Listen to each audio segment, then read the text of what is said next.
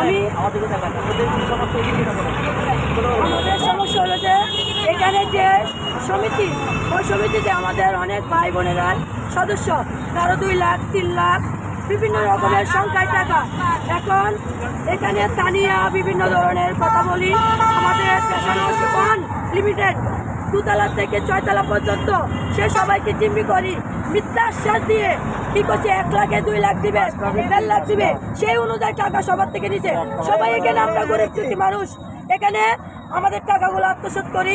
সে 70 লাখ টাকা লোন দিবে বলি সে কি করছে, টাকাগুলো আত্মসাৎ করে সে এখন পালাচ্ছে। সে বলছে তোমরা টাকা চাও না মালিক চাও। সে 1 তারিখ জানুয়ারি 1 তারিখ 24 সালে বলছে তোমরা টাকা চাও না মালিক চাও। আমরা বলছি আমরা টাকা চাই, তাহলে আমাকে দেখো, আমাকে ভরসা করো, আমি তোমাদেরকে টাকা দিব, আমি তোমাদেরকে লেবারেজ দিব। সেজন্য